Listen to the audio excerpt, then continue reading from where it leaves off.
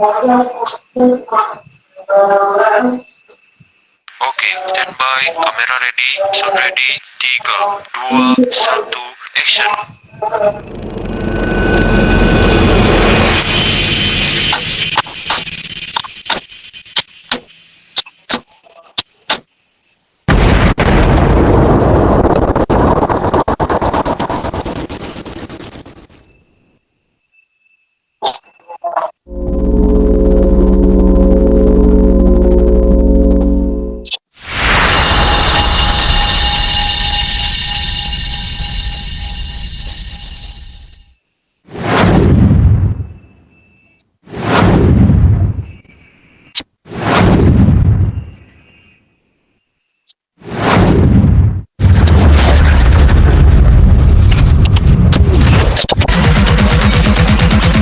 Welcome to the Base Face Network.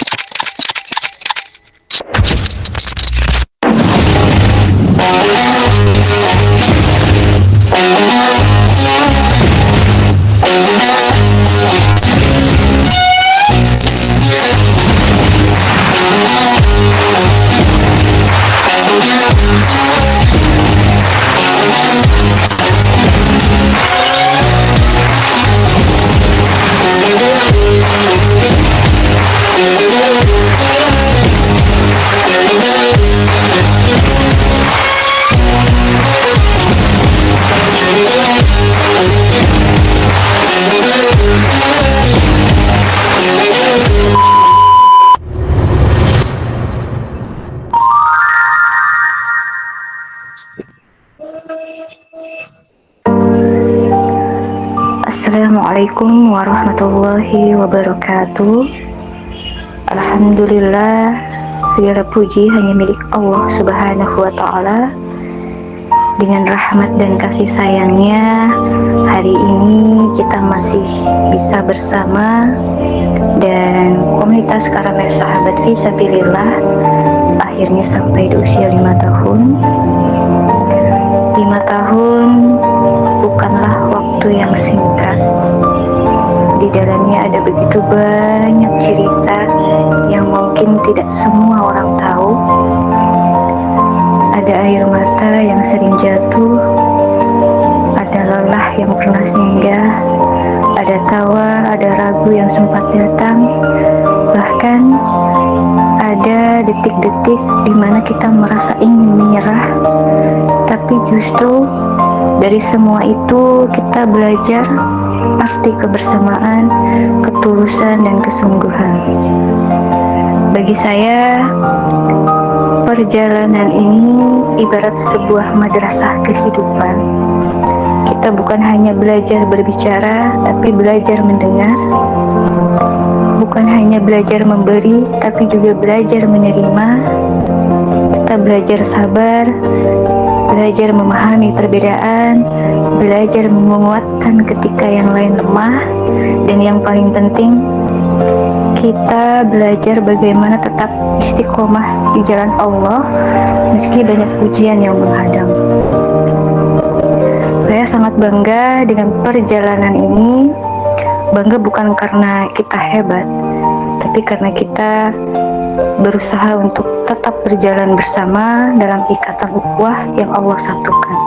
Karena pada akhirnya yang membuat kita bertahan bukan sekedar program, bukan sekedar kegiatan, tapi rasa saling memiliki dan saling mendukung di jalan dakwah ini. Dan teruntuk Sobat Karamel Sahabat Fisabilillah, 5 tahun ini jangan pernah kita anggap puncak. Justru ini adalah awal dari perjalanan panjang yang masih menanti. Jangan pernah merasa cukup dengan apa yang telah dicapai. Mari kita jaga terus niat kita. Mari kita luruskan tujuan. Mari kita kuatkan kembali komitmen. Semoga komunitas Karamel Sahabat Fisabilillah ini terus menjadi wadah yang membawa banyak manfaat, menebarkan kebaikan, dan menjadi salah satu jalan menuju ridha Allah Subhanahu wa Ta'ala. Saya yakin yakin selama kita ikhlas, selama kita bersama, selama kita menjadikan Allah sebagai tujuan, maka perjalanan ini akan selalu diberkahi, dan setiap langkah yang kita tapakkan, setiap usaha yang kita lakukan akan bernilai ibadah di sisinya. Mari kita jadikan 5 tahun ini sebagai bahan renungan betapa Allah telah menjaga, betapa Allah telah menuntun, betapa Allah begitu sayang pada kita semua. Semoga kedepannya Allah kuatkan lagi langkah-langkah kita, dan semoga kita tetap dipertemukan dalam kebaikan dan di surganya Allah Subhanahu wa Ta'ala. Mari kita syukuri hari ini dengan hati yang lapang sambil menatap esok dengan semangat yang baru. Semoga setiap doa yang kita panjatkan, setiap kebaikan yang kita tanamkan, dan setiap langkah yang kita tempuh selalu Allah ridhoi. Untuk semua sahabat Karamel yang telah membersamai, terima kasih atas cinta, doa, dan kebersamaannya yang telah menjadi bagian dari perjalanan ini. Tanpa kalian, Karamel sahabat fisabilillah bukanlah apa-apa. Kalianlah ruh dari komunitas ini, dan kalianlah alasan mengapa langkah ini tetap ada hingga detik ini. Cukup sekian, semoga Allah senantiasa menjaga langkah kita. Assalamualaikum warahmatullahi wabarakatuh.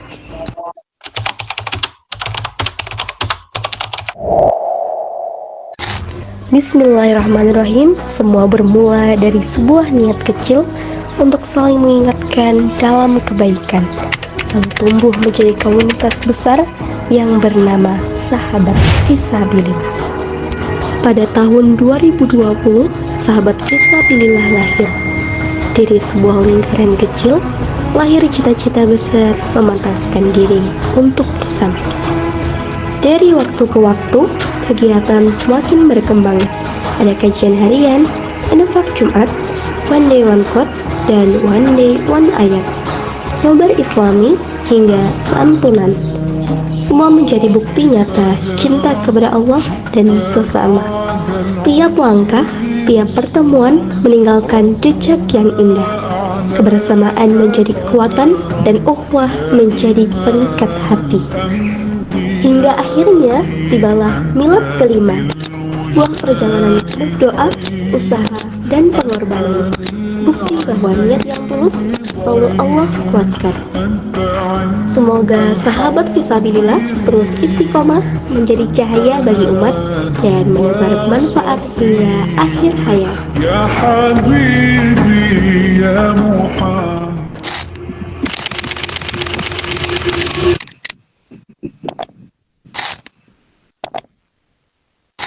Kami mengucapkan selamat milad kelima sahabat Fisabilillah. Semoga semakin dekat, semakin kuat, dan selalu bersama di jalan Allah.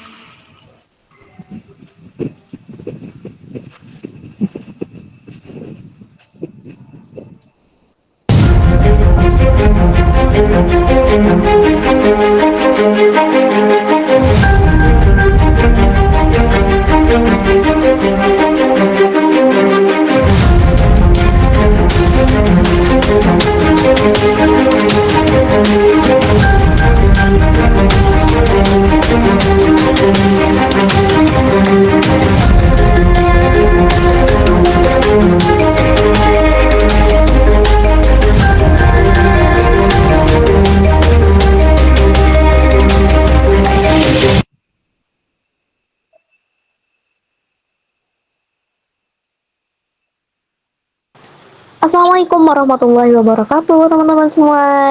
Masya Allah, Alhamdulillah ya, malam hari ini kita bisa hadir bersama untuk nobar spesial event milad kelima komunitas sahabat Fisabilillah.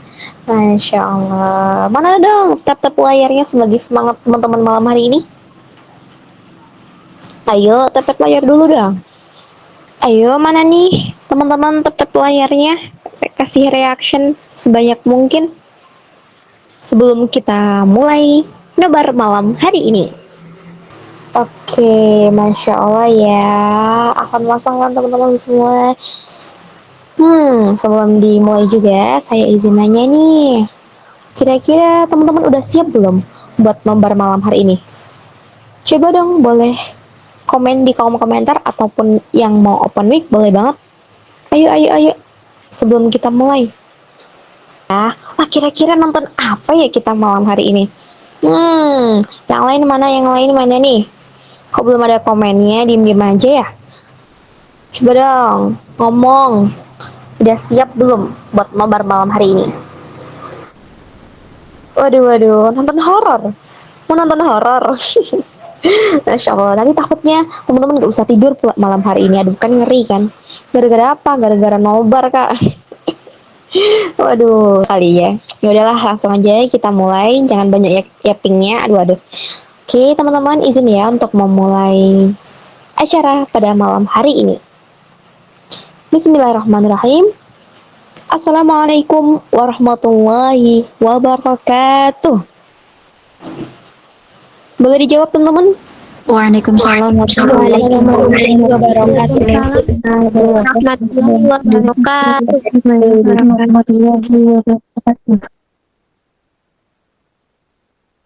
Alhamdulillah.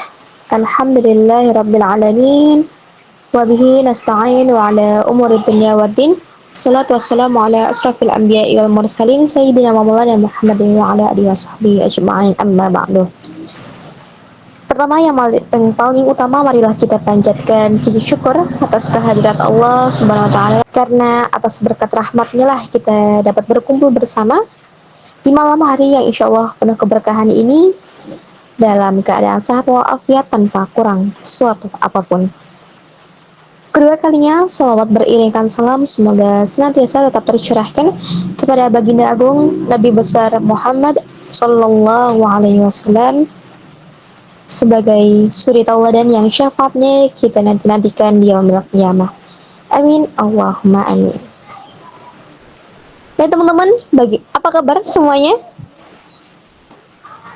Boleh tulis di kolom komentar. Alhamdulillah baik. Alhamdulillah sehat ya. Oke teman-teman, semoga sehat selalu ya, bahagia dan masih semangat di jalan hijrahnya. Alhamdulillah senang banget malam ini kita bisa kumpul bareng lagi di acara spesial Nobar Milad kelima komunitas sahabat Fisabilillah. Masya Allah, tutup layarnya dulu dong.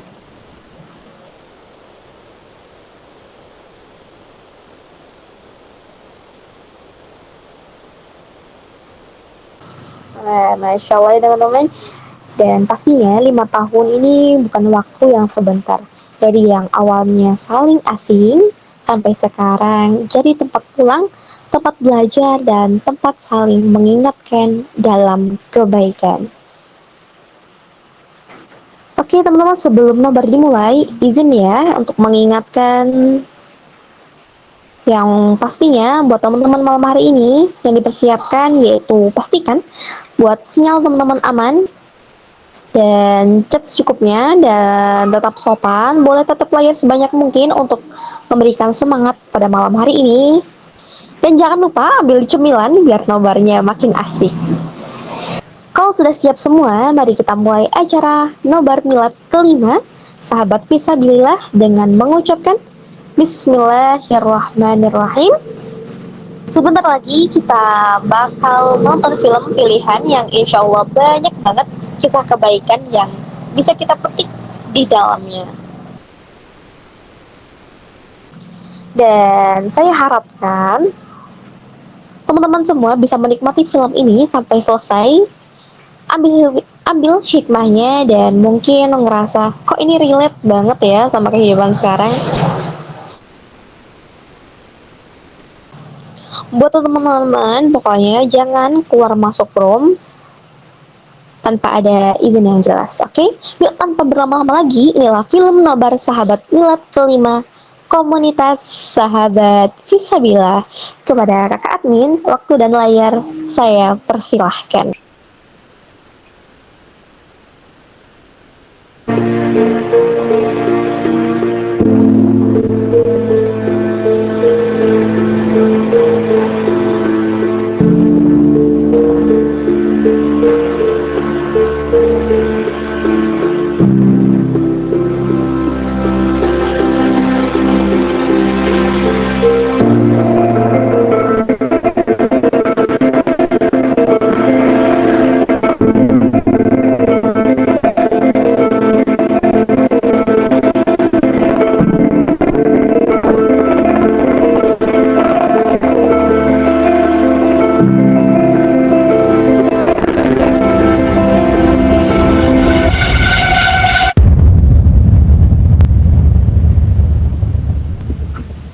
Langit di atas Sibolga, Sumatera Utara pada Jumat malam itu diselimuti kegelapan yang pekat, hanya dipecah oleh cahaya rembulan yang bersembunyi di balik selimut awan.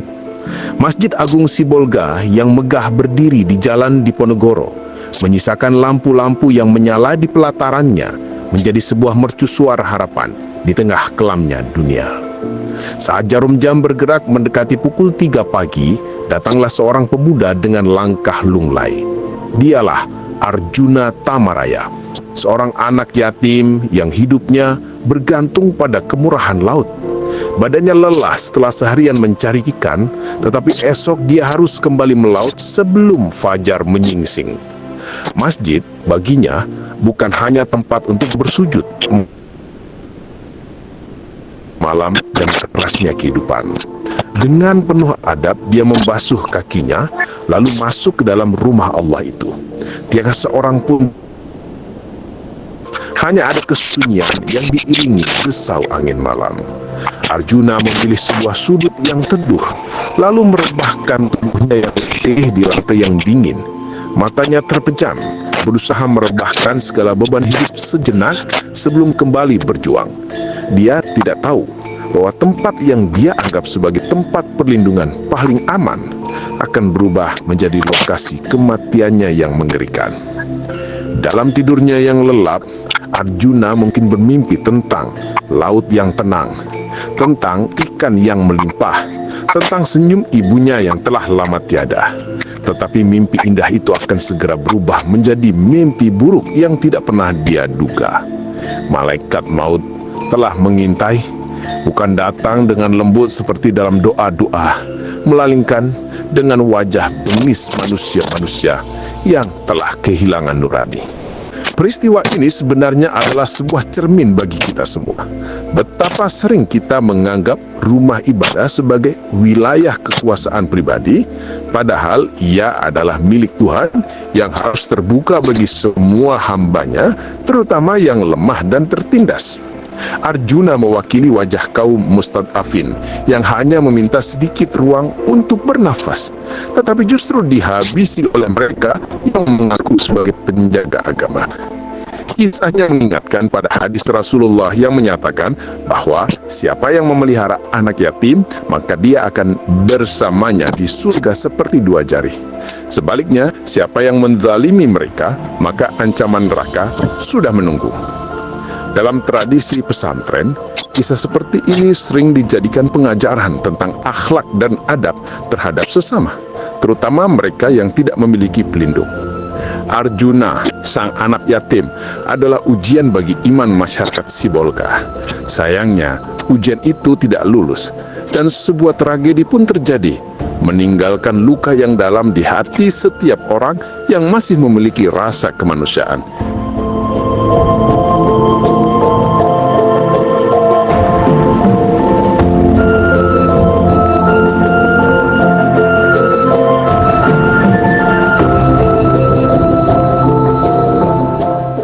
Ketika langit mulai menunjukkan tanda-tanda fajar masih jauh, datanglah seorang lelaki berusia 57 tahun bernama Zulham Piliang, atau yang akrab disapa Ajo. Dia melihat tubuh Arjuna yang terlelap di pelataran masjid. Darahnya naik, Di matanya, tidur di masjid adalah sebuah pelanggaran yang tidak termaafkan, sebuah tindakan yang merendahkan kesucian rumah Allah. Padahal Ketua Badan Kenaziran Masjid Agung Sibolga, Ibnul Tasnim Tambulon, telah menyatakan dengan tegas bahwa tidak ada larangan bagi siapapun untuk beristirahat di masjid tersebut. Tetapi Zulham merasa memiliki otoritas lebih, merasa berhak menentukan siapa yang boleh dan tidak boleh berada di sana. Dengan suara keras yang memecah kesunyian, Zulham menegur Arjuna. "Bangun, jangan tidur di sini!" teriaknya mungkin dengan nada yang tidak sopan. Arjuna yang tengah lelap dalam tidurnya mungkin tidak segera mendengar atau merespon. Kelelahan yang begitu dalam membuatnya tidak segera bangun.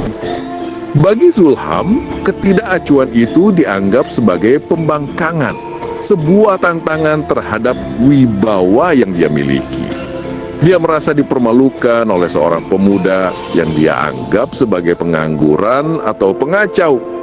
Padahal, jika saja dia mau bertanya dengan baik, dia akan tahu bahwa Arjuna adalah seorang pekerja keras, seorang nelayan miskin yang hanya mencari tempat berteduh.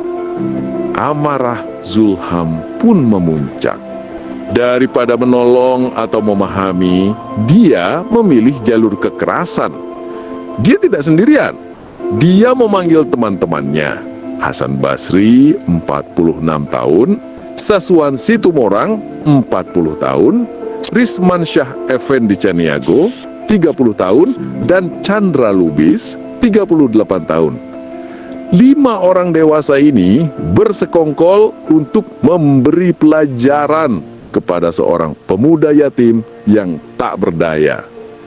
Inilah awal bencana kemanusiaan itu. Sebuah teguran yang seharusnya dilakukan dengan lemah lembut berubah menjadi rencana jahat untuk menganiaya. Mereka lupa bahwa masjid adalah tempat untuk menebar rahmat, bukan untuk melampiaskan amarah. Mereka lupa bahwa anak yatim adalah amanah Tuhan yang harus dilindungi, bukan untuk ditindas. Dalam kitab-kitab klasik Islam, seperti Ihya Ulumuddin karya Al-Ghazali, dijelaskan panjang lebar tentang adab terhadap sesama, terutama mereka yang lemah. Sikap Zulham dan kawan-kawannya itu adalah cerminan dari hilangnya adab itu. Mereka lebih mengedepankan emosi daripada kebijaksanaan, lebih memilih kekerasan daripada dialog. Padahal Rasulullah sendiri selalu memberikan perlindungan kepada anak yatim, bahkan menjamin surga bagi yang mengasihi mereka.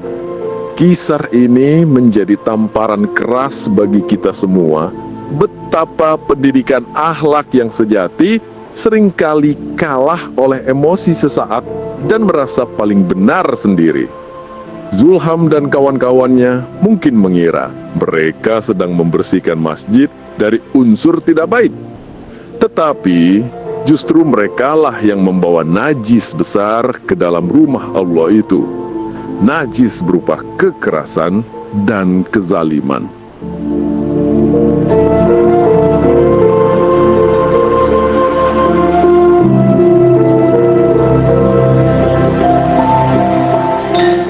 Kemudian terjadilah pemandangan yang tidak akan pernah terlupakan dalam sejarah Sibolga. Kelima lelaki itu dengan kekuatan penuh mengeroyok Arjuna yang masih dalam keadaan setengah tidur. Masjid Agung yang seharusnya dipenuhi lantunan ayat suci bergema dengan pukulan, tendangan, dan rintihan kesakitan.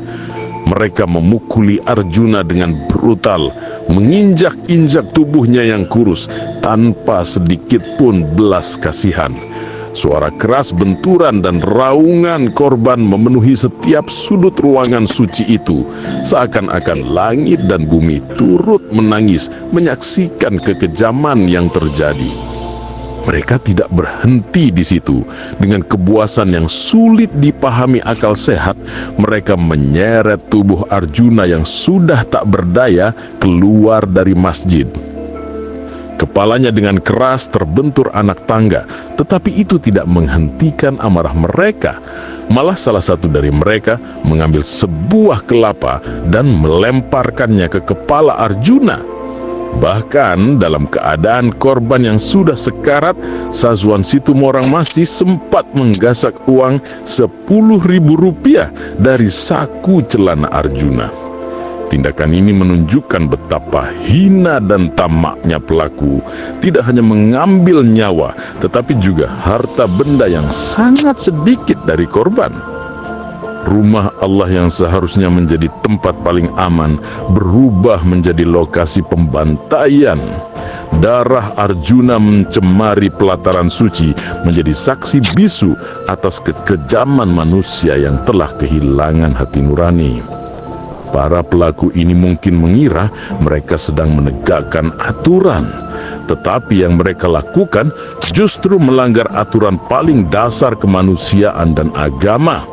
Mereka telah mencemarkan kesucian masjid dengan tindakan yang lebih keji daripada sekedar tidur di pelataran. Kekerasan mereka adalah dosa besar yang tidak terampuni karena dilakukan di tempat suci dan terhadap seorang yang lemah. Dalam perspektif hukum Islam, perbuatan ini termasuk dalam kejahatan yang sangat berat. Tidak hanya pembunuhan, tetapi juga perampasan harta, penganiayaan dan penodaan terhadap kesucian masjid. Dalam kitab fiqh, masjid memiliki hukum khusus atau hukmil masjid yang melindunginya dari segala bentuk kekerasan dan ketidaksopanan. Para pelaku telah melanggar semua larangan itu. Mereka juga telah mengingkari pesan utama Islam sebagai rahmat bagi seluruh alam. Kisah ini mengingatkan kita pada peristiwa-peristiwa kelam dalam sejarah di mana tempat ibadah justru menjadi saksi kekerasan.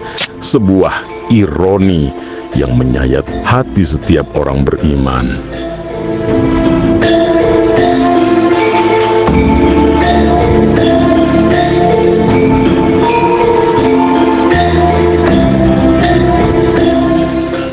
Setelah dikeroyok dengan brutal, Arjuna dalam kondisi kritis. Dia dilarikan ke RSUD Dr. F.L. Tobing Sibolga, tetapi nasib telah menentukan lain. Luka di kepalanya terlalu parah dan seluruh tubuhnya dipenuhi memar akibat pukulan dan injakan. Para dokter berusaha sekuat tenaga, tetapi nyawa manusia ada di tangan Tuhan. Pada Sabtu pagi, 1 November 2025, pukul 05.55 waktu Indonesia Barat, Arjuna Tamaraya menghembuskan napas terakhirnya. Dia meninggalkan dunia yang kejam ini bukan sebagai seorang nelayan yang gagah di laut lepas, tetapi sebagai korban kebiadaban manusia di rumah Tuhannya sendiri. Kabar kematian Arjuna menyebar cepat, mengguncangkan seluruh masyarakat Sibolga dan Indonesia. Keluarganya yang sudah hidup dalam keterbatasan kini harus menanggung duka yang tak terkira. Amrullah, paman Arjuna, dengan suara bergetar dan mata berkaca-kaca menyampaikan kepedihannya kepada media. "Setahu kami, dia ke Masjid Agung untuk beristirahat, untuk tidur, bukan untuk hal-hal yang lain," katanya. Pernyataan singkat itu mengandung kesedihan yang mendalam, sekaligus protes terhadap ketidakadilan yang menimpa keponakannya. Sementara itu dari pihak masjid, Ketua Badan Kenaziran Ibnu Tasnim Tambu Bolon menyatakan kebingungan dan penyesalan. Dia menegaskan bahwa tidak pernah ada larangan tidur di masjid tersebut dan menduga ada miskomunikasi tragis yang menyebabkan kematian Arjuna. Dia juga mengungkapkan bahwa 3 dari 5 pelaku bukanlah pengurus atau jamaah tetap masjid, menunjukkan bahwa masalah ini lebih kompleks dari yang dibayangkan. Masyarakat pun mulai mempertanyakan bagaimana bisa sebuah teguran kecil berubah menjadi pembunuhan keji. Apa yang terjadi dengan rasa kemanusiaan di kota yang dikenal religius ini?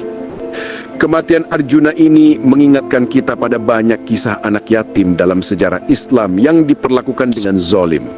Dari situlah para ulama sering mengingatkan bahwa doa anak yatim sangat mustajab dan kezaliman terhadap mereka akan mendatangkan murka Allah.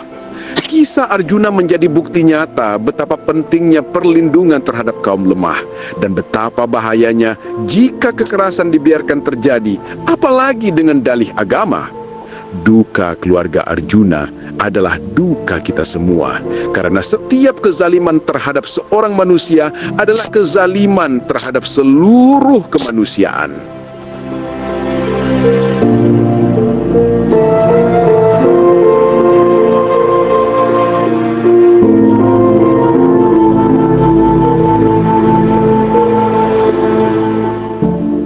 Polisi Resor Sibolga bergerak cepat menyelidiki kasus ini.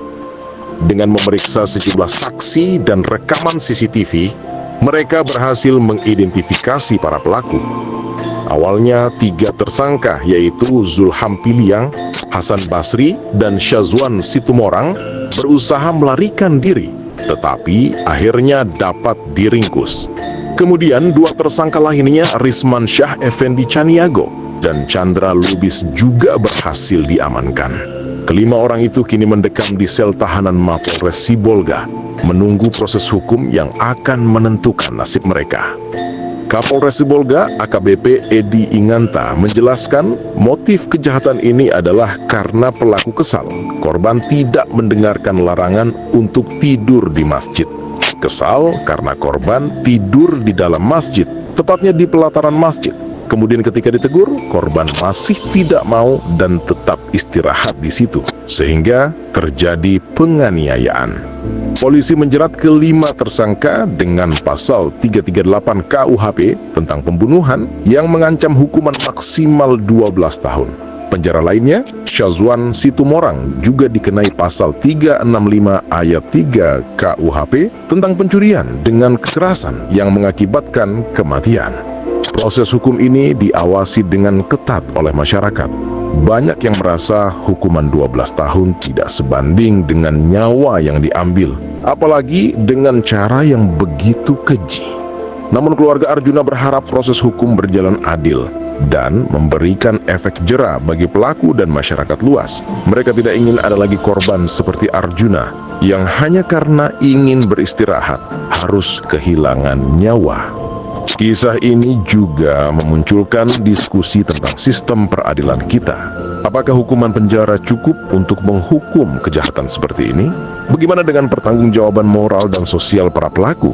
Banyak kalangan mendesak agar ada pendekatan restoratif justice, di mana pelaku tidak hanya dihukum, tetapi juga harus meminta maaf kepada keluarga korban dan masyarakat, serta melakukan perbaikan-perbaikan sosial. Yang jelas, kematian Arjuna telah membuka mata banyak orang tentang pentingnya penegakan hukum yang adil dan perlindungan terhadap kelompok rentan, terutama anak yatim. Proses hukum ini bukan hanya untuk Arjuna, tetapi untuk semua anak yatim di Indonesia, agar mereka tidak mengalami nasib yang sama.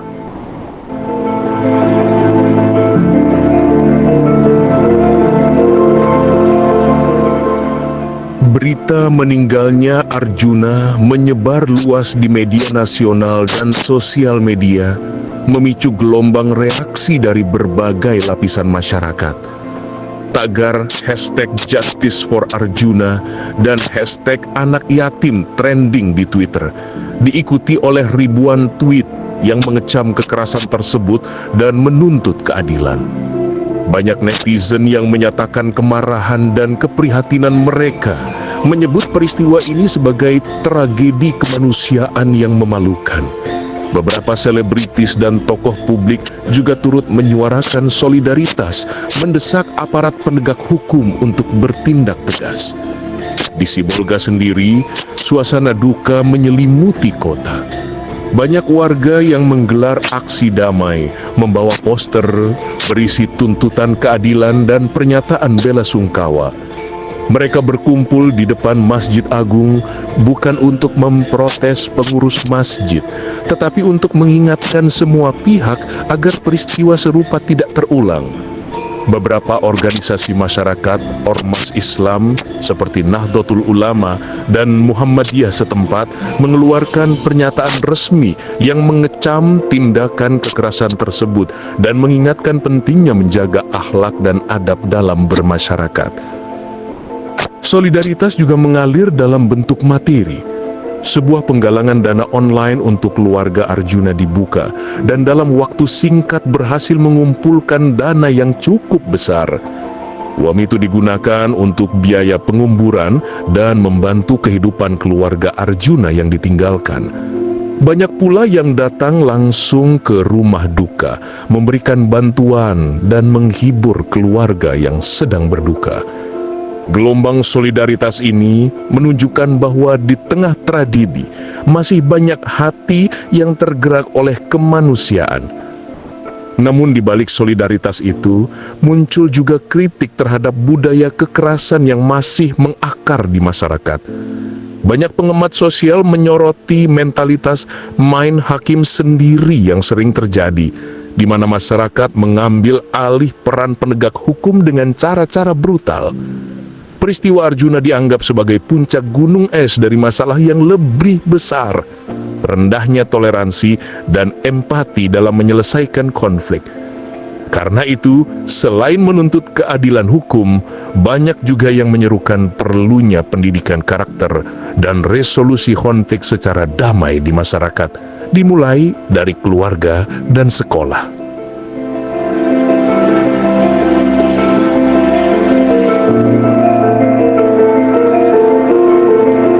Penyelidikan polisi mengungkap fakta-fakta yang lebih mendalam tentang latar belakang para pelaku.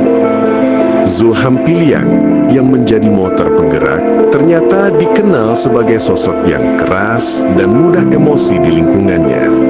Tetangga-tetangganya menggambarkannya sebagai orang yang suka memaksakan kehendak dan merasa paling berkuasa. Sementara Hasan Basri dan Jazwan Situmorang adalah preman lokal yang sering terlibat dalam tindakan kekerasan. Risman Syah, Fendi Kaniago, dan Chandra Lubis lebih banyak terdorong oleh ikutan kelompok tanpa keberanian untuk mencegah kekerasan yang terjadi. Yang menarik, 3 dari 5 pelaku ternyata bukan pengurus atau jamaah tetap Masjid Agung Sibolga. Mereka hanya orang-orang yang sering nongkrong di sekitar masjid, merasa memiliki otoritas tanpa legitimasi yang jelas. Fakta ini menunjukkan bahwa masalahnya bukan pada aturan masjid, melainkan pada mentalitas individu yang merasa berhak menghakimi orang lain.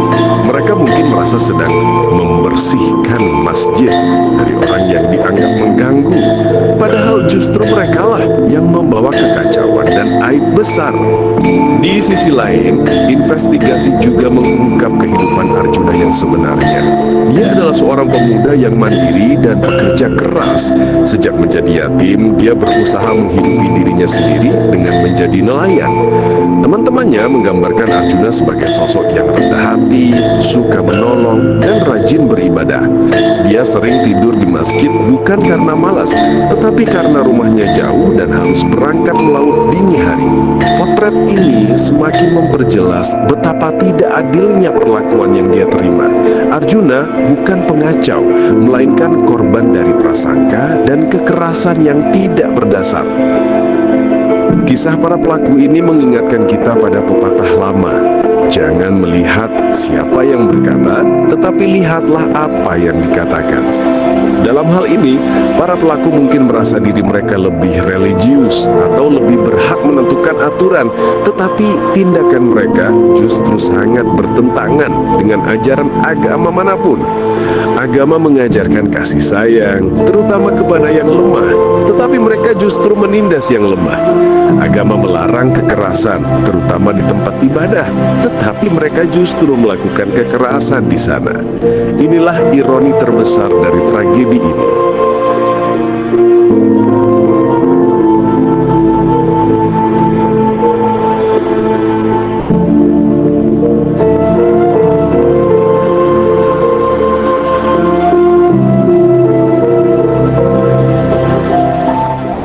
Setelah peristiwa itu, Masjid Agung Sibolga melakukan introspeksi mendalam. pengurus masjid menggelar rapat khusus untuk mengevaluasi sistem pengawasan dan penegakan aturan. Mereka sepakat untuk lebih menekankan pendekatan persuasif dan edukatif, bukan kekerasan. Sebuah papan pengumuman besar dipasang di depan masjid menyatakan dengan jelas bahwa masjid terbuka untuk siapa saja yang ingin beristirahat, asalkan menjaga kebersihan dan ketertiban. Selain itu, dibentuk juga tim mediasi yang terdiri dari para sesepuh dan tokoh agama untuk menangani konflik-konflik kecil sebelum bereskalasi menjadi kekerasan. Masyarakat Sibolga juga mulai berubah. Banyak yang sadar bahwa kekerasan bukanlah solusi, apalagi jika dilakukan dengan dalih agama. Dialog-dialog antar warga digalakkan, membahas pentingnya toleransi dan empati. Tokoh-tokoh agama sering mengingatkan jamaah tentang keutamaan menyayangi anak yatim dan larangan berbuat zalim.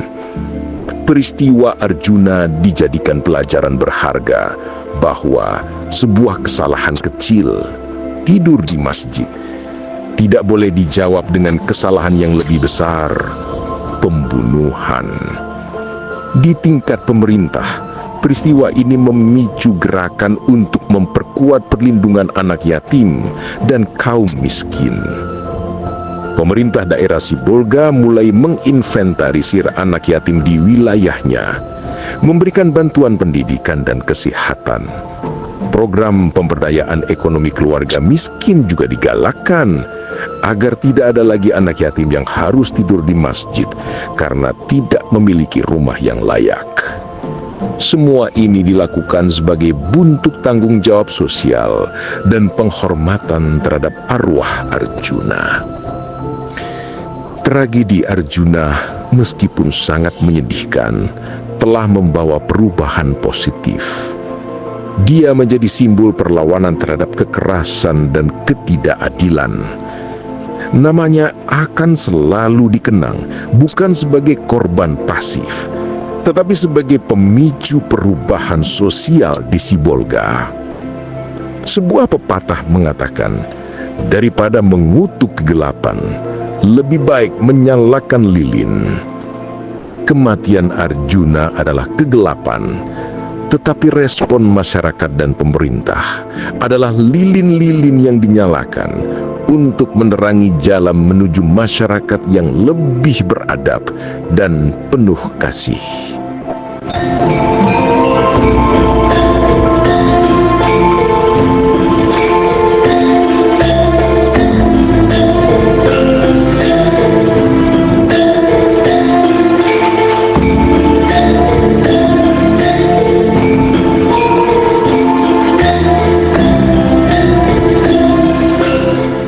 Persidangan kasus pembunuhan Arjuna berlangsung dengan ketat dan diawasi banyak pihak.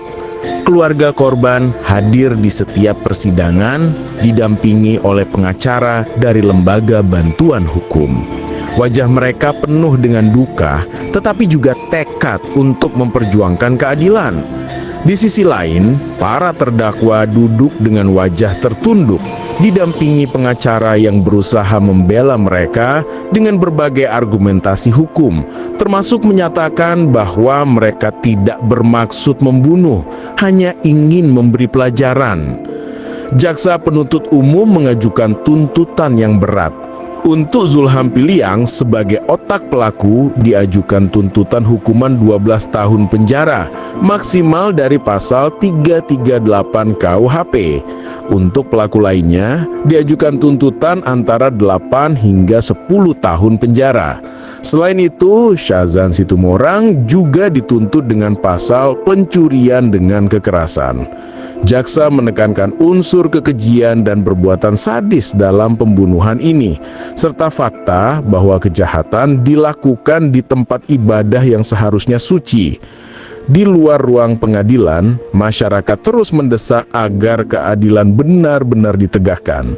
Banyak yang merasa hukuman 12 tahun masih terlalu ringan untuk nyawa seorang manusia. Namun keluarga Arjuna menyatakan bahwa mereka menghormati proses hukum yang ada, asalkan para pelaku dihukum sesuai dengan kesalahan mereka. Kami tidak ingin balas dendam, kami hanya ingin keadilan, kata Amrullah, paman Arjuna dalam konferensi persnya. Proses hukum ini menjadi penting bukan hanya untuk Arjuna, tetapi untuk membangun preseden bahwa kekerasan, apalagi yang mengatasnamakan agama, tidak akan ditolerir. Pengadilan harus menunjukkan bahwa negara hadir untuk melindungi setiap warga, terutama yang lemah seperti anak yatim. Putusan hakim nanti akan menjadi pesan kuat bagi masyarakat bahwa hukum harus ditegakkan dengan tegas dan bahwa kehidupan manusia adalah harga mati yang tidak bisa ditawar dengan alasan apapun.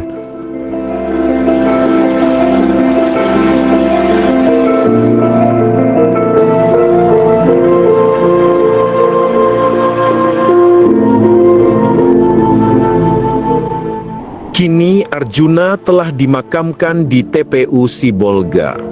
Nisannya sederhana, tetapi selalu dipenuhi bunga dari para peziarah yang datang sambil berdoa. Banyak yang percaya bahwa Arjuna adalah seorang syahid karena meninggal di rumah Allah dalam keadaan tidak berdosa.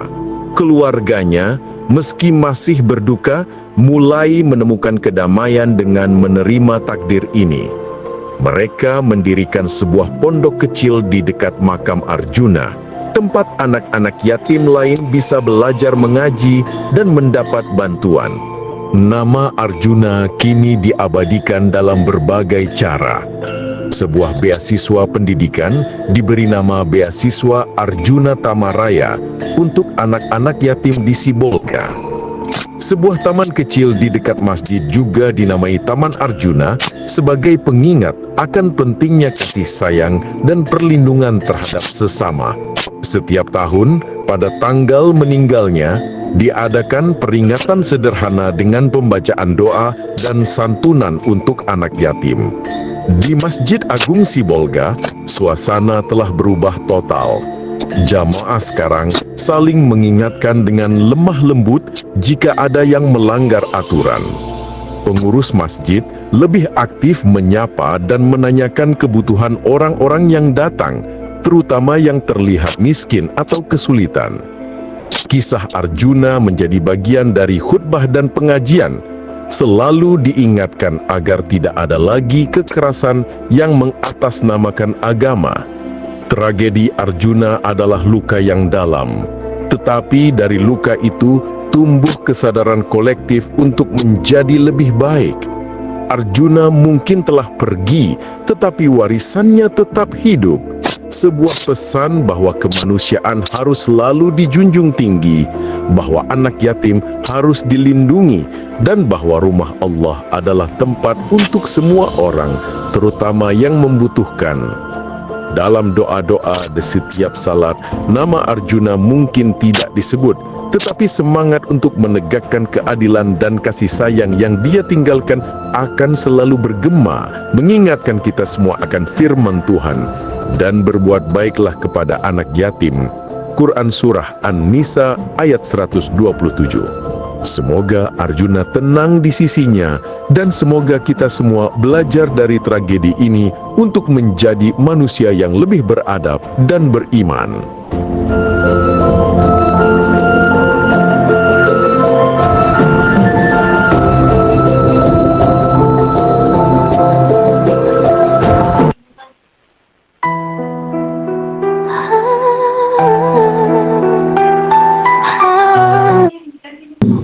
Oke, Masya Allah teman-teman. Boleh dong tetap layarnya terlebih dahulu?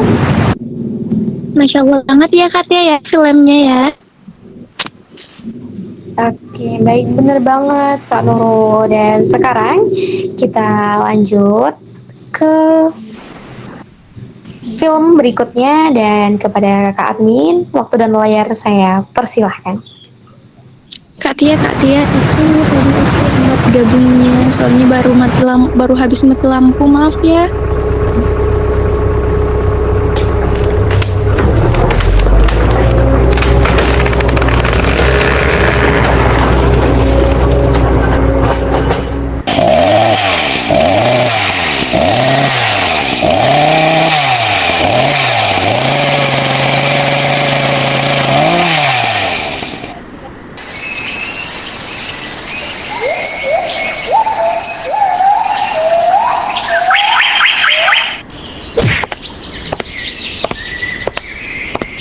Nu, kenapa berhenti?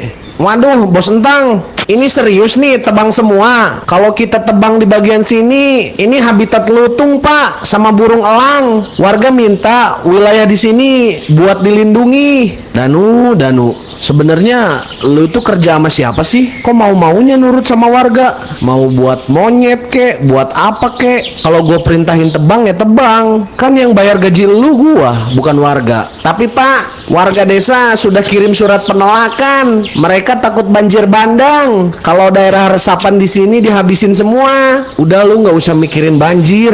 Banjir mah urusan pemerintah. Tugas lu cuma satu, tebang. Udah jangan banyak omong. Loh, Pak Entang, Bapak nggak bisa seenaknya begini dong. Ini kawasan satu apa? Bapak mau ngerusak ekosistem. Ini lagi. Lu pikir gua takut sama aktivis lingkungan? Udah semuanya gua yang urus. Kalian cukup ngerjain apa yang gua tugasin. Hutan ini bukan milik masyarakat. Hutan ini milik proyek gua. Iya pak, siap. Iya pak.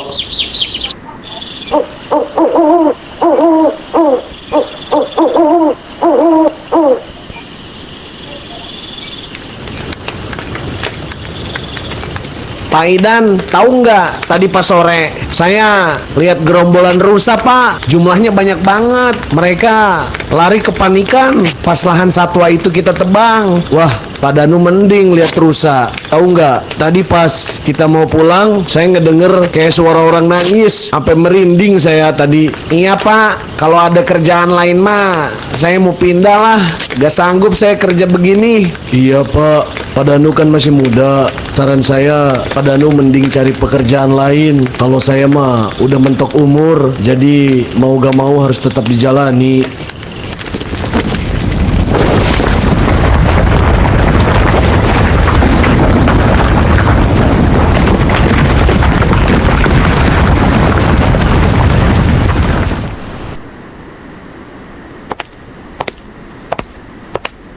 Loh, kok ini bagian tebing belum ditebang semua pohonnya? Takut saya pak, takut longsor. Emang di bagian tebing ini harus dibabat semua juga pak? Atau iyalah, kan gue bilang semua. Nih, bagian tebing lu tebang semuanya ya, sampai ujung sana. Terus, ini gimana pak? Cuacanya hujan begini. Manja banget sih, cuman hujan begini doang. Target gua, pokoknya minggu ini harus beres. Gua gak mau tahu. Paham? Iya, Pantang. Udah cepetan, ajak si Idan. Babat semua sekarang. Iya pak, siap. Kalau begitu saya panggil si Idan dulu ya. Waduh pak, longsor pak, awas pak. Waduh, kabur. Iya pak, kabur.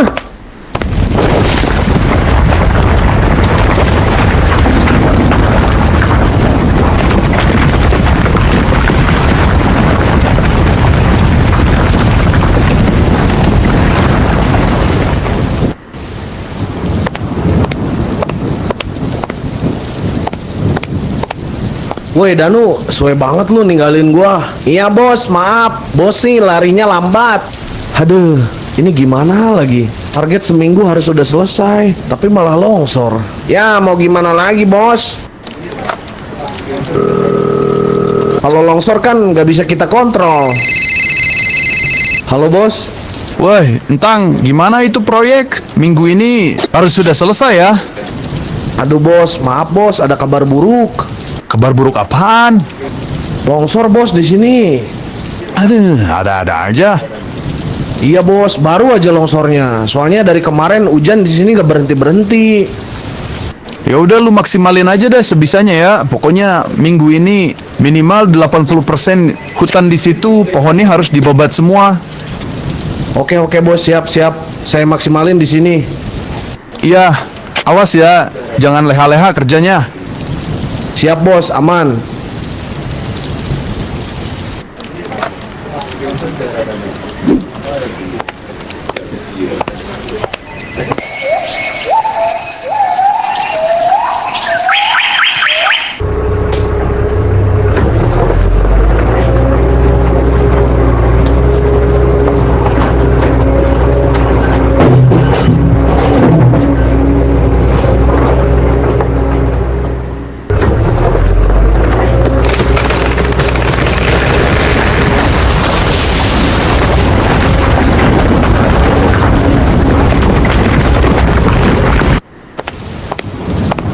Ya ampun Pak, si Idan ketimpa longsor.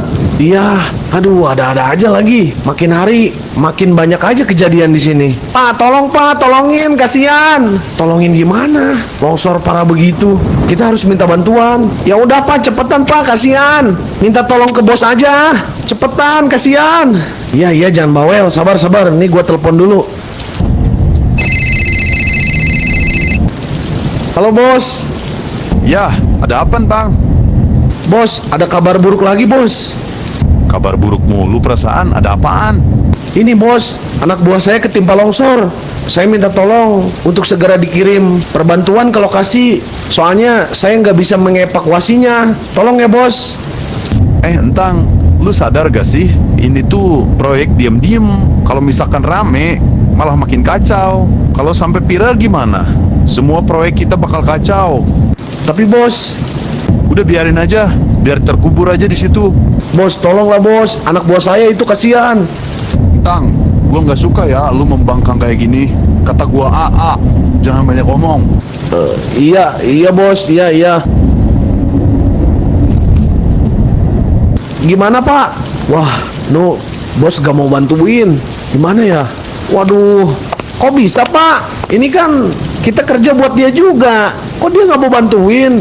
Sebenarnya proyek kita ini proyek ilegal. Kalau sampai rame, viral, hutan dibabat begini, bisa habis kita semua. Aduh bos, kenapa nggak bilang dari awal kalau proyek ini ilegal? Udahlah, udah, diem aja, udah biarin aja dia terkubur di situ. Ya ampun bos, tega amat.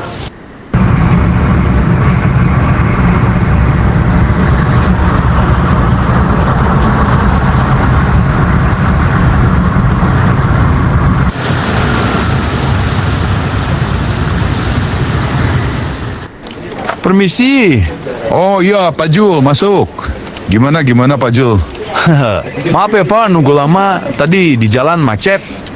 Santai aja, nggak apa-apa. Jadi gimana? Ini Pak, saya kesini tuh langsung aja kali ya, to the point. Iya, nggak apa-apa, langsung aja to the point. Kebetulan saya juga lagi banyak aktivitas nih.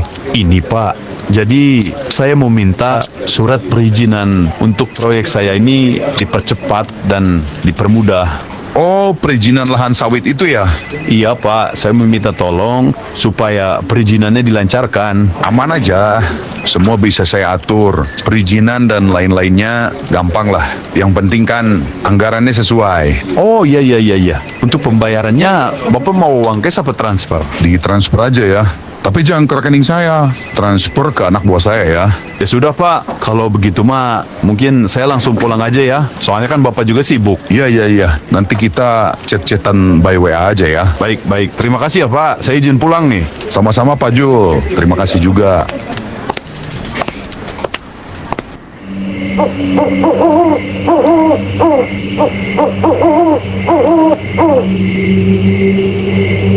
Bos, pulang aja yuk bos. Malam ini suasananya beda banget. Takut saya bos. Lu penakut amat sih. Udah malam ini gua temenin. Gua tidur di sini. Udah jangan takut. Kan besok kita masih kerja. Masih banyak tuh pohon yang harus ditebang. Beneran bos, gak mau lah. Saya mau keluar aja. Lah, enak amat itu ngomong. Iya bos, ayo dong bos, pulang aja deh. Jangan tidur di camp. Beneran, serem. Udah, gak usah takut. Gua temenin. Tuh, bos, itu bos, setannya si Idan gentayangan. Mana sih? Itu bos, waduh, Idan, itu lu. Bos, tolongin saya. Wah, kacau. Ayo ke mobil. Kabur dulu. Iya bos, ayo kabur bos. Bos, tolongin saya bos.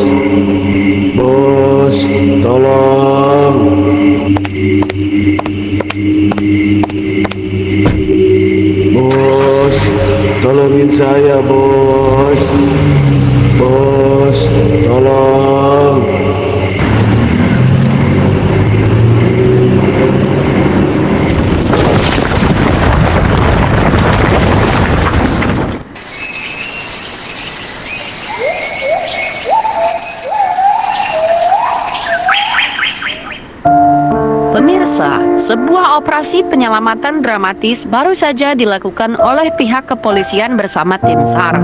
Di lokasi longsor ini, 2 orang korban berhasil dievakuasi dari dalam sebuah mobil Mitsubishi Triton yang rusak berat tertimpa material tanah. Kedua korban sebelumnya dilaporkan terjebak selama beberapa jam sebelum tim akhirnya berhasil menembus area longsor. Kondisi mereka mengalami luka-luka dan langsung dilarikan ke rumah sakit untuk mendapatkan perawatan intensif. Namun pemirsa, hasil identifikasi kepolisian mengungkap fakta mengejutkan. Kedua korban tersebut ternyata merupakan tersangka kasus pembebatan hutan untuk perluasan lahan sawit. Pihak kepolisian menyatakan bahwa proses penyelidikan akan segera dipercepat.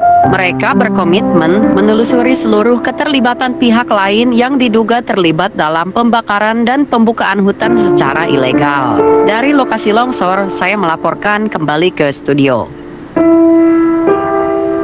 Sialan, kenapa bisa kacau kayak gini sih?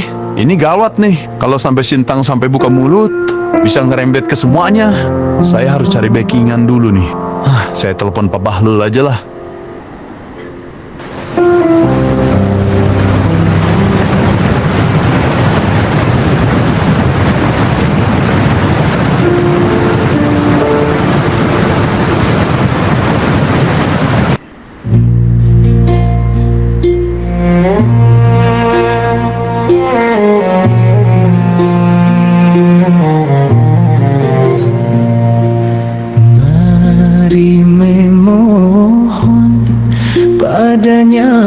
Mohon padanya saat musibah melanda Aceh Sumatera. Air meluap melanda, sabarlah kita. Doakan semua korban, kuatkan jiwa. Mengapa kau bersedih, oh adik, tetaplah tabah. Mengapa kau bersedih, oh adik, tetaplah tabah. Janganlah takut, Allah bersama kita. Janganlah sedih, Allah bersama kita. Sekarang waktu bersabar, bukan berkeluh. Mari berdoa, oh adik, mari berdoa.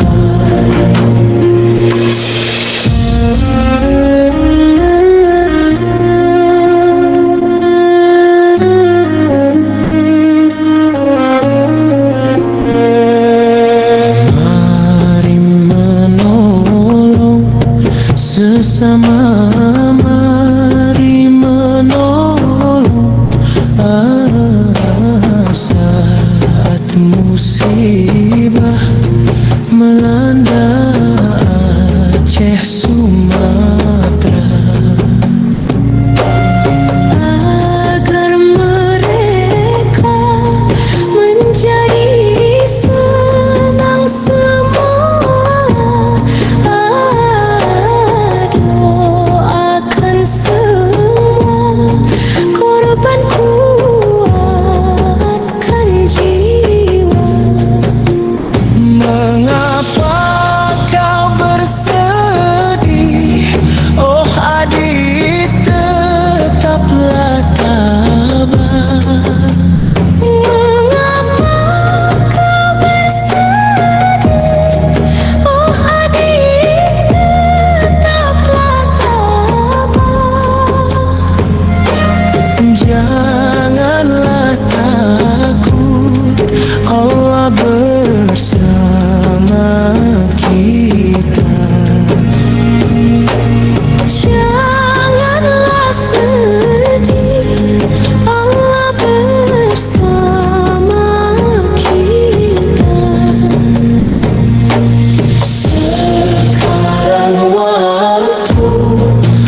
bersabar bukan berkeluh. Mari berdoa, oh adik, mari berdoa.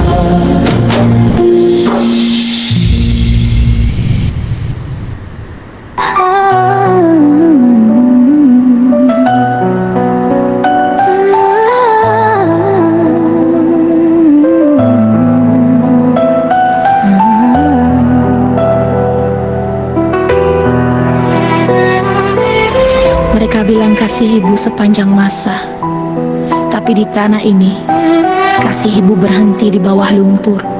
Dengarkan, ini bukan fiksi, ini nekrologi untuk hati nurani yang mati.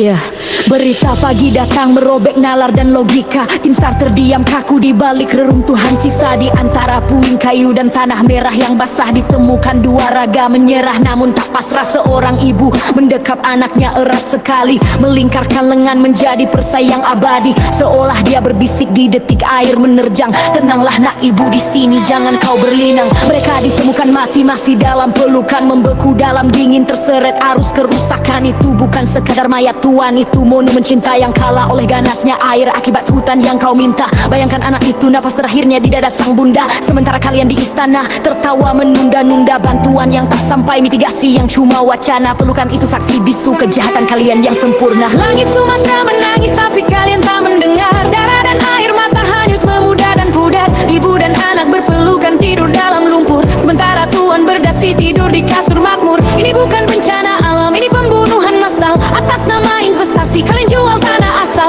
Jerit terakhir mereka tertelan arus deras, kalian bayar nyawa itu dengan hati yang keras. Hei bapak pejabat yang sibuk revisi undang-undang, lihat foto jasad itu, apakah hatimu tak meradang? Atau matamu buta tertutup grafik saham batu bara, hingga nyawa rakyat jelata tak lebih dari angka sementara. Kalian babat hulu demi kebun sawit ribuan hektar, nah kehilangan paku air meluncur bak halilintar. Daya dukung lingkungan nol, analisis dampak cuma formalitas. Birokrasi korup bersekutu dengan kaum mayoritas pemilik modal. Kau sebut ini musibah, aku sebut ini kausalitas, sebab akibat dari kerakusan tanpa batas. Air tak punya tempat pulang, rawa kau timbun beton. Sekarang air menjemput paksa menyeret ribuan ton. Ibu itu tak butuh sembako, dia butuh regulasi yang tegas. Anak itu tak butuh belasungkawa, dia butuh masa depan yang jelas. Tapi kalian rampas, kalian tukar napas mereka dengan devisa. Sekarang cuci tanganlah seolah kalian tak berdosa. Pelukan itu adalah benteng terakhir yang runtuh, bukan karena rapuhnya cinta sang ibu, tapi karena rapuhnya moral kalian yang runtuh. Ibu itu mendekap anaknya agar tak kedinginan, sementara kalian mendekap uang agar tak kelaparan. Siapa yang lebih binatang, alam yang liar atau manusia yang pintar? Langit Sumatera menangis tapi kalian tak mendengar. Darah dan air mata hanyut memudar dan pudar. Ibu dan anak berpelukan tidur dalam lumpur, sementara tuan berdasi tidur di kasur makmur. Ini bukan bencana alam, ini pembunuhan massal. Atas nama investasi kalian jual tanah asal. Jerit terakhir mereka tertelan arus deras, kalian bayar nyawa itu dengan hati yang keras. Untuk ibu dan adik yang pergi, maafkan kami yang gagal menjaga bumi. Dan untuk tuan di kursi tinggi, tidur nyenyak malam ini. Bayangan pelukan mereka akan menghantuimu sampai mati.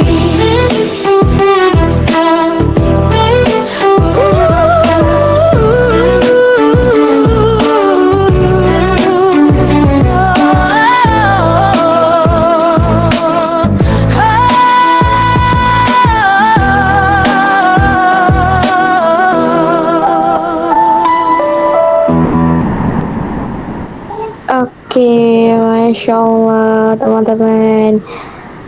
Gimana perasaannya semua?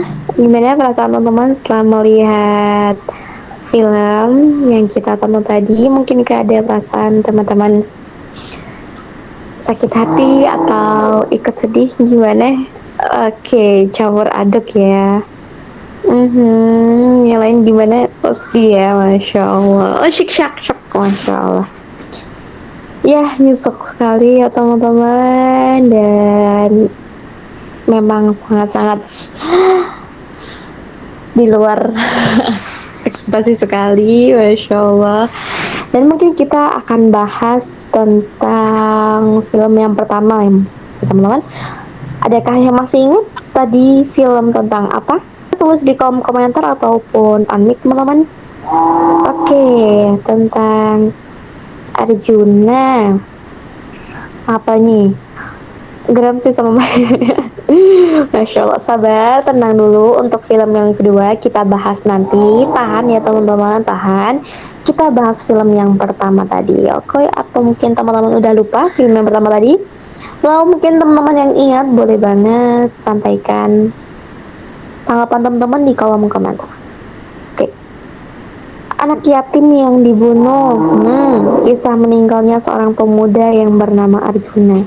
Kejadian di Sibolga. Arjuna K, pemuda di masjid.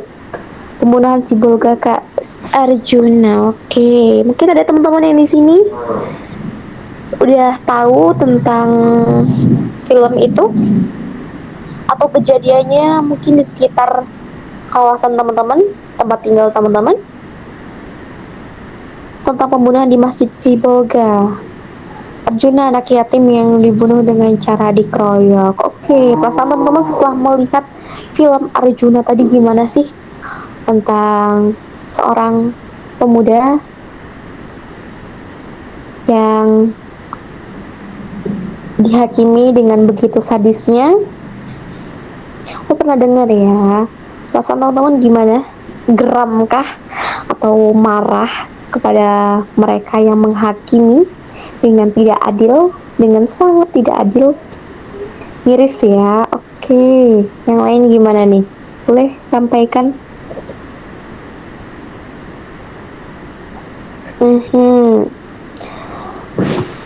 Oke, dari film tadi teman-teman setuju nggak kalau orang lemah itu lebih sering ditindas?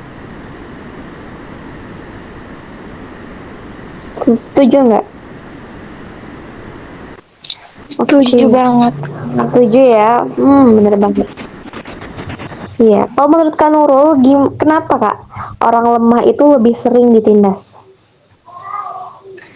Karena mereka tuh hanya menganggap dirinya berkuasa dan tidak ingin memberikan kesempatan kepada orang tersebut sih menurut saya.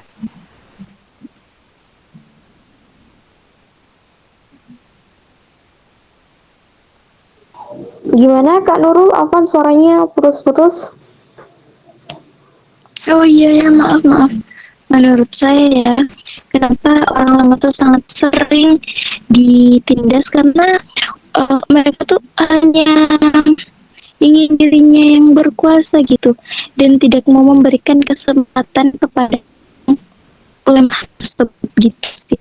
Oke, baik. Kalau menurut teman-teman gimana? Orang yang lebih sering ditindas tuh orang yang lemah tuh gimana sih?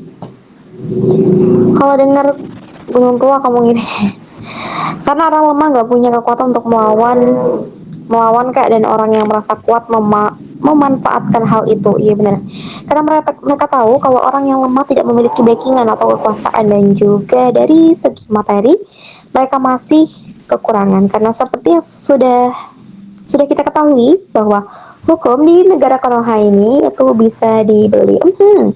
Orang yang lemah pastinya Kak. Oke, betul banget teman-teman. Dan memang seperti ini kenyataannya, bukan kita menjelekkan negara kita, bukan kita ngomong tanpa adanya bukti, karena sudah banyak banget kejadian-kejadian yang menyatakan bahwa orang yang lemah itu pasti ditindas. Jangankan untuk kita yang sudah dewasa ini, mungkin kita beranjak dari remaja ke dewasa, bahkan sekarang dari anak SD pun bisa membuli temannya sendiri, bahkan bisa mengakibatkan si korban itu meninggal. Nauzubillah min dzalik, teman-teman. Dan menurut saya Hukuman di Indonesia pun seperti yang sudah Kak siapa tadi, Kak Alfatanah tadi bilang kalau hukum Indonesia itu bisa dibeli, benar banget karena hukum itu tumpul ke bawah dan lancip ke atas. Kita apalagi yang nggak punya backingan tadi, kita nggak punya kekuasaan, itu bisa apa? Kita nggak punya apa-apa, kita sebagai hanya rakyat kecil yang tidak ada apa-apanya, yang nggak punya kekuasaan itu loh, mudah banget buat dilengsarkan. Benar, di negara Konoha yang serba mirisnya, dan mungkin teman-teman pernah dengar kalau insya Allah nanti kita bakal dapat tiket surga melalui jalur WNI. Dan kata Kak siapa nih, kata Kak Jumiati, kalau menurut aku sih karena mereka yang punya kuasa, kadang mereka kalau orang lemah nggak bisa ngapa-ngapain dan mereka seenaknya. Benar. Hukum negara di Konoha mah serba miris dan bisa dibeli begitu aja. Karena faktor lingkungan dan dari keluarganya sendiri, jadi terkadang mereka bisa membuli atau dibully. Oke, baik-baik. Gimana kalau kata Kak Nurul tentang pembulian yang ada di Indonesia ini gimana, Kak? Pembulian ya, ini apa pernah viral loh di daerah aku juga pembulian, tapi pemerintah di sini tuh kayak kurang memberikan partisipasinya untuk memberikan hukuman kepada sang pembuli ini. Dan bahkan saat dilapor pun sang pihak keluarga ini tidak ada tanggapan sampai sekarang loh Kak, saking mirisnya. Bukan memenjelekan, tapi memang pemerintahan Indonesia ini kurang baik gitu.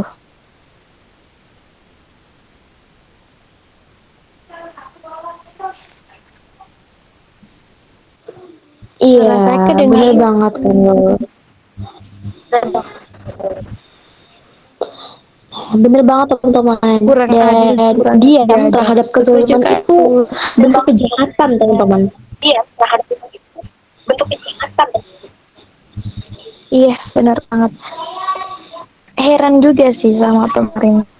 Ini kan hak kita nih untuk mendapat pelayanan hukum. Kenapa kalian nggak berikan aja gitu? Kenapa harus lebih memilih yang bisa memberikan uang untuk kalian tindaki itu? Kenapa buat padahal ini tuh hak kita semua loh teman-teman. Mendapatkan pelayanan hukum yang baik itu adalah hak kita semua sebagai warga negara. Tapi pemerintah sekarang itu lebih memilih lebih cepat mengurus kalau kita udah punya uang gitu. Mungkin bukan cuma aku doang yang ngerasain, mungkin teman-teman juga ngerasain hal seperti itu.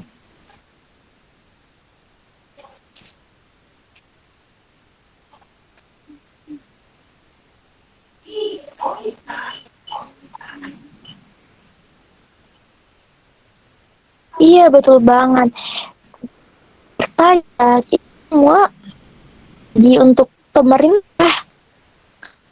Ya sampai sekarang masih heran kenapa pemerintah tidak memberikan hak kita dengan layak. Memberikan hak kita dengan layak, padahal kita ini sudah membayar pajak, kan itu kewajiban kita nih, dan kita juga wajib mendapatkan hak kita, yaitu pelayanan hukum yang baik, pelayanan kesehatan. Tapi mustahil teman-teman, di Indonesia hal seperti itu tidak akan cepat.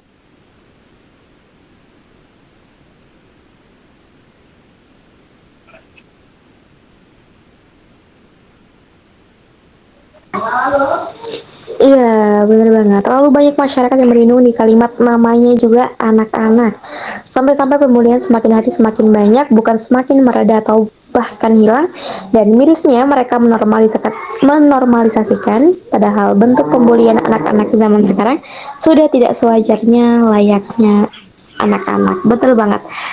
Pembulian yang bisa mengakibatkan korbannya itu bukan hanya luka fisik loh, tapi bisa sampai meninggal. Dan iya benar banget, namanya juga anak-anak itu sering kali menjadi tameng orang tua yang tidak bertanggung jawab atas kelakuan anaknya. Dan kalau menurut saya sendiri nih ya teman-teman, negara Indonesia itu harus memiliki hukum tersendiri buat anak-anak yang di bawah umur itu, karena mereka merasa atau anak-anak yang di bawah umur itu tuh kayak masih bebas, toh aku masih di bawah umur, aku nggak bakalan di penjara gitu, karena ya seperti hukum Indonesia ini di bawah umur legal itu mereka akan dibebaskan, cuman hanya diberi wejangan, dan itu menurut saya sangat sangat tidak banget ya, karena mungkin kita bisa mencontoh dari di negara lain ada kok bahkan penjara buat mereka anak-anak yang di bawah umur yang telah melakukan tindak kriminal. Dan itu sebenarnya Indonesia harus mencontoh dari negara tersebut, begitu. Iya, sangat disayangkan ya teman-teman. Dan kita mungkin balik lagi ya ke topik tadi tentang apa sih tadi? Tentang anak yatim. Nah, diam terhadap kezaliman itu kan bentuk kejahatan. Ketika keburukan dibiarkan, semua ikut bertanggung jawab. Nah, kepedulian itu juga bentuk sebagian dari iman loh teman-teman. Nah, menzolimi saudara kita, menzolimi sesama aja itu udah kan udah zolim ya, dosa ya, itu udah dosa. Apalagi benci atau menzolimi anak yatim. Sudah disebutkan kan tadi dalam filmnya tadi bahwa doa anak yatim itu tuh terkabul gitu loh teman-teman, kayak langsung backingannya tuh langsung Allah. Jadi jangan macem-macem gitu sama mereka, jangan deh menakalin maksudnya jangan dibully segala macem kayak gitu. Apalagi tadi seperti yang di film tadi, nauzubillah, sampai ada kekerasan hingga menimbulkan pembunuhan begitu. Oke, kita punya KPAI tapi mereka tutup mata kalau anak-anaknya bukan dari kalangan keluarga beruang. Balik lagi, nah, semua harus ada apa? Harus ada uang. Timbul penyakit mental ini karena adanya pembulian dan nggak adil dengan hukum yang telah dibikin. Benar banget. Mungkin hukuman yang diadili atau maksudnya hukuman yang ada di dunia ini gak sebanding dengan apa yang harusnya didapatkan. Seperti tadi, mereka membunuh tapi hanya dihukum dengan 12 tahun penjara. Sangat tidak adil sekali ya teman-teman. Tapi ada tapinya nih, nanti mereka di akhirat akan diadili dengan seadil-adilnya. Iya kan? Bener nggak? Bener atau nggak? Coba dong tulis di kolom komentar, bener atau enggak kalau hukum nanti di akhirat itu akan diadili seadil-adilnya. Oke, benar. Nggak apa-apa mereka sekarang yang punya uang, yang punya kekuasaan, mereka senyum bahagia, aku punya uang, aku punya segalanya. Tapi nanti akan ada pertanggungjawaban dari apa yang telah mereka lakukan. Oke, padahal anak yatim dan orang lemah juga punya hak untuk bahagia. Bener banget, semua orang itu mempunyai haknya. Dan bahkan di negara Indonesia juga punya HAM kan, hak asasi manusia. Tapi ya balik lagi, karena kita orang rakyat kecil, rakyat biasa, nggak punya duit, nggak punya kekuasaan, kita akhirnya terlindas. Oke, baik, keburu malam nih ya. Bener, tabur tuai itu nyata adanya. Bener banget. Kita tunggu aja. Aduh, agak ngeri ya. Oke, kita sekarang beralih ke film yang kedua. Film apa itu? Film yang tengah trending banget saat ini, yang telah lagi panas-panasnya. Mungkin lebih panas dari film yang pertama, tapi filmnya juga gak kalah kerennya teman-teman. Sangat-sangat menyentuh hati banget. Tentang apa teman-teman yang film kedua? Banjir. Waduh, bener banget. Tikus-tikus berdasi. Waduh, Masya Allah, bener banget. Mungkin adakah di sini teman-teman yang dari Sumatera juga? Adakah teman-teman? Tentang pengundulan hutan. Wah, edukasi pemerintah kak. Wah. Edukasi ya, waduh. Ayo kita bahas tentang edukasinya malam hari ini. Kita berpikir kritis, waduh kritis. Kita saling memberikan pendapat, bukan cuma saya aja di sini yang ngoceh-ngoceh terus, tapi teman-teman boleh bersuara karena biasanya kita dibungkam. Boleh teman-teman buat menyalurkan suara, menyuarakan suara rakyat. Karena kita semuanya di sini rakyat, ya. Wah, saya Medan. Bencana alam yang bukan pure bencana alam. Waduh, gimana tuh? Bencana alam, tapi bukan bencana alam. Waduh, apa ya? Saya dari Kalimantan Tengah. Wah, saya dari Sulawesi. Masya Allah. Oke, kita bahas apa ya tentang banjir ini.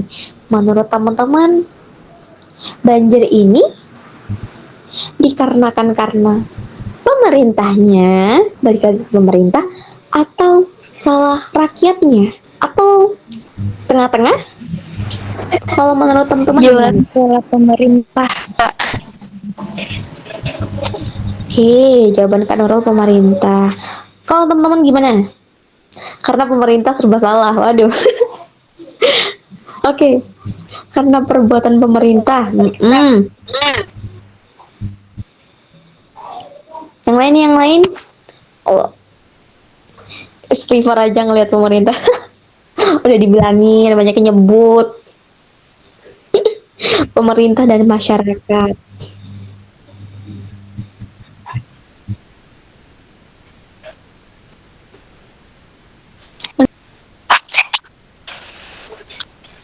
Ini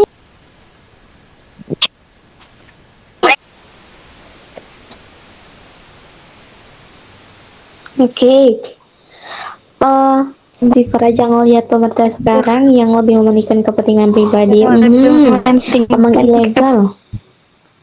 Yang gak bertanggung jawab.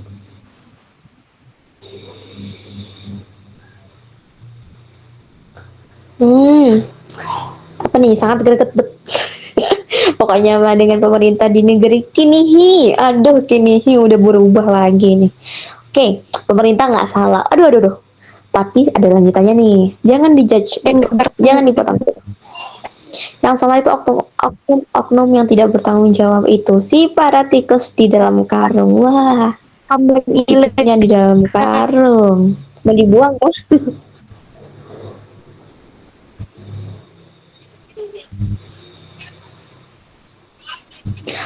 Terlalu marukah si petinggi yang terlalu serakah mementingkan kepentingannya sendiri, memperkaya personal tanpa tahu dampak atau akibat yang mereka perbuat dan berakhir rakyat yang menanggung akibat perbuatan mereka.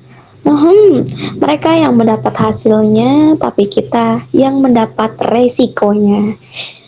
Ya, begitulah. Balik lagi karena apa? Karena kita rakyat biasa. Atau mungkin apa tadi, ulah yang ingin menguntungkan diri sendiri ya.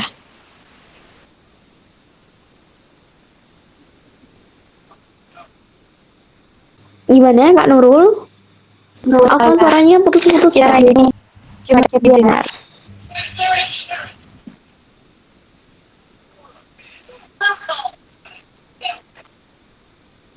Iya, maaf banget ya karena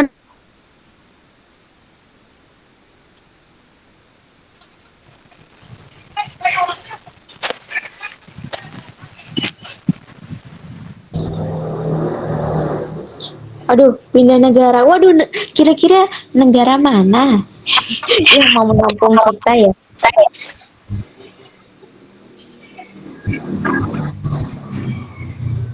Jangan ke Cina. Waduh, kenapa jangan ke Cina? Jauh. Kasihan ngelihat gajah yang disuruh narik kayu gelondongan. Ulah siapa yang disuruh hewan buat nggak pakai alat berat? Ulah siapa yang disuruh hewan buat nggak pakai alat berat? Aduh, ulah siapa ya? Ayo, ulah siapa? Ya, kalau nggak dipukul dengan berita-berita viral, mereka akan sibuk menggigit karung itu. Benar banget. Sekarang teman-teman, powernya itu apa? Ya di viral itu. Apa-apa sekarang kalau nggak diviralin, ya nggak bakalan diusut. Ya nggak? Gimana? Iya nggak? Iya atau nggak? Waduh. Kok udah mau pindah negara aja sih? Ikut dong.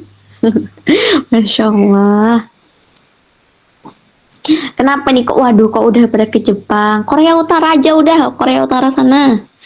Kan lebih lebih keren, lebih mantep pemerintahnya.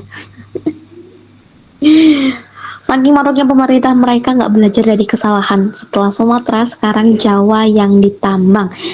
Sik banget pemerintah Indonesia. Dan nanti kita ini loh, kita itu generasi selanjutnya.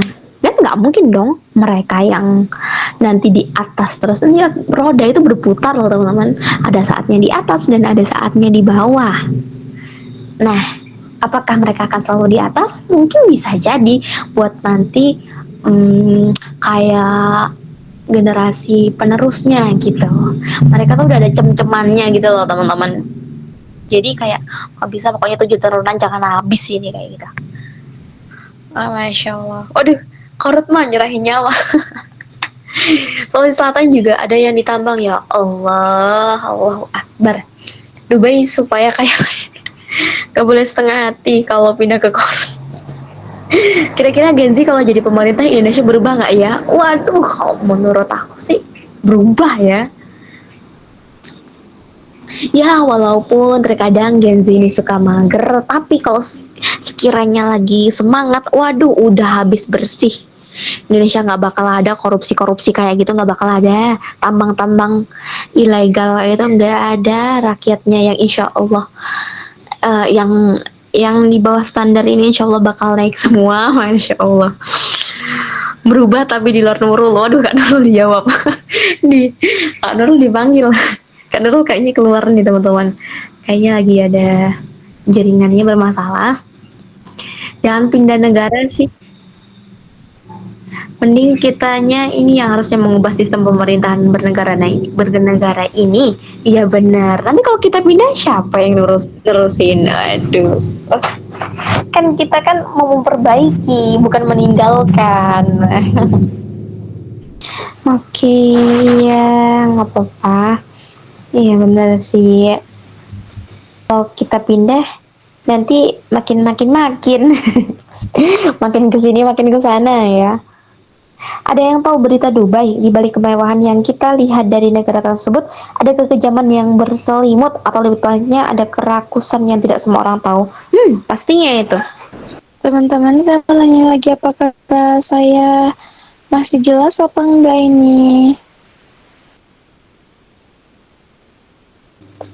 Kadang agak putus-putus kak. Tapi kadang insya Allah ini udah lebih baik daripada tadi. Iya, maaf ya, ini view-nya gak bagus. Jaringan view-nya gak bagus, jadi juga bilang astagfirullah. Ini kita bahas apa lagi nih teman-teman? Bahas pemerintah lagi, takutnya ngegosip nih. Nanti pemerintahnya kesel ke lagi makan. Tahu porta putih apa itu kan? Oke, kata Kak Helga, anggaran negara tahun ini kayak kue ulang tahun. Semuanya terencana rapi, tapi pas di bagian dapat rakyat cuma kerupuk sisa-sisa. Sedangkan yang korup dapat seluruh lapisan krim dan buah-buahan. Waduh, masuk Kak. Masya Allah.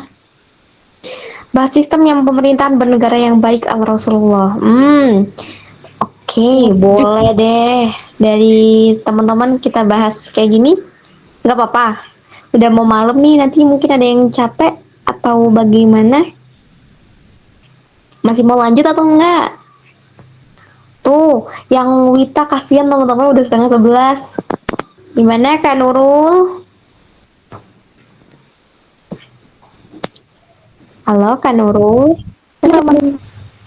Aku mah tergantung teman-teman aja. Ya. Oke, baik. Suara saya kedengaran apa enggak? Gimana Kak Nurul? Suara saya kedengaran apa enggak? Alhamdulillah kedengaran. Alhamdulillah. Oke. Ini Lanjut lagi Kak sebentar Dira, lagi aja Kak. lanjut lagi. Mau lanjut lagi boleh. Karena kalau misalnya bahas tentang negara kita ini, negara kita tercinta ini kayaknya sampai subuh juga nggak bakal kelar. Jadi bolehlah tambah sedikit aja nggak apa-apa. Oke teman-teman, yang mau dibahas lagi Udah nih Kak Tia, kita negara mau kita tetap ini. gini. Gimana Kak? Kok suaranya kurang jelas? Apaan? Iya maaf. Ini kita mau bahas apa lagi nih? Bahas pemerintahan negara yang baik Allah Rasulullah aja nggak sih teman-teman? Terikutnya sesudah bulan Ramadan. Ya ikut mimi peri dong. Deh, mungkin dari sini Kita bahas teman-teman apa ya? ada yang open donasi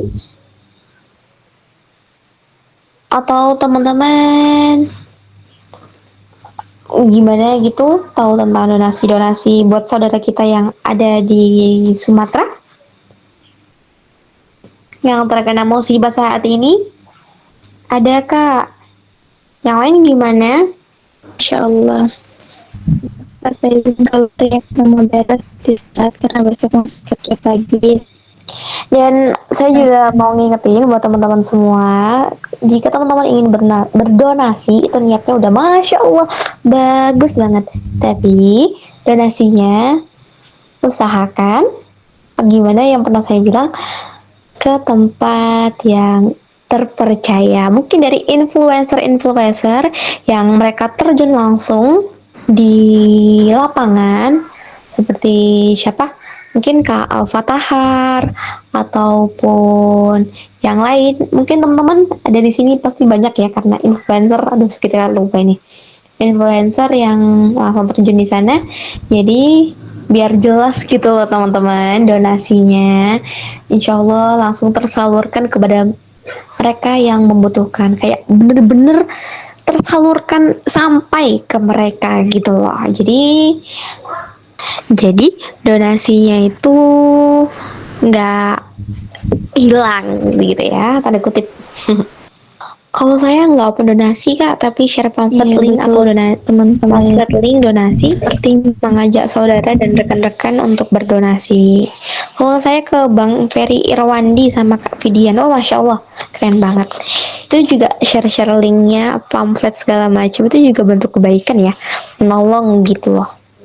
Kalau Anda gabung di Kementerian Pertanian Kak, oh Masya Allah, kerennya. Allah banget ya teman-teman di sini. Dan ya, kita tetap doakan saudara-saudara yang sedang dilanda musibah di sana. Semoga tetap diberikan ketabahan oleh Allah untuk mereka gitu ya teman-teman. Ini ada yang nanya, besok ada kajian nggak? Insya Allah teman-teman tunggu aja infonya dan buat pin grupnya. Oke Kak Nurul, sepertinya waktu udah larut ya, dan teman-teman bukan hanya dari WIP aja, dari Wita pun juga banyak, dan pastinya teman-teman juga ingin istirahat.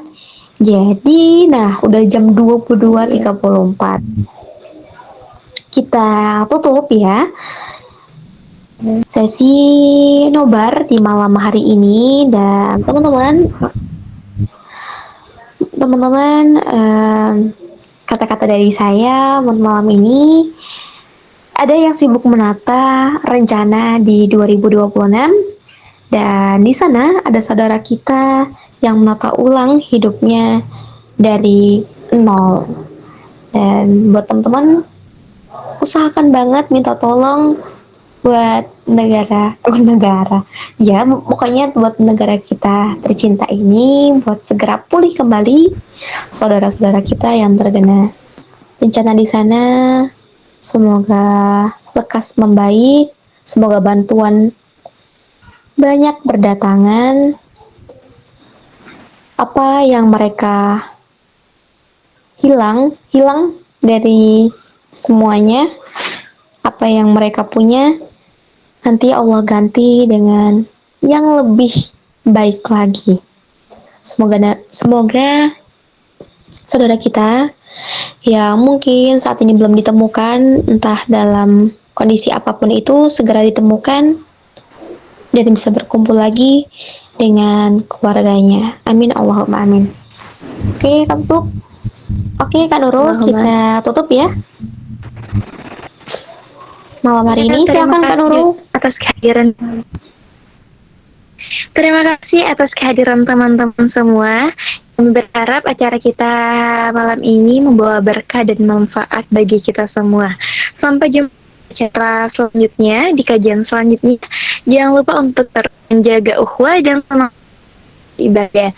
Jazakumullah khairan, barakallahu wa jazakumullahu khairan. Assalamualaikum warahmatullahi wabarakatuh. Assalamualaikum warahmatullahi wabarakatuh. Terima kasih teman-teman. Sampai jumpa di event selanjutnya. Saya Nurul Hasanah, pamit undur diri teman-teman dan mohon maaf apabila tadi ada banyak kesalahan dari saya. Selamat beristirahat semua. Selamat malam juga buat Kak Tia. Selamat malam Kak Nurul. Terima kasih ya buat Kak Nurul dan teman-teman. Izin keluar Kak. Assalamualaikum warahmatullahi wabarakatuh.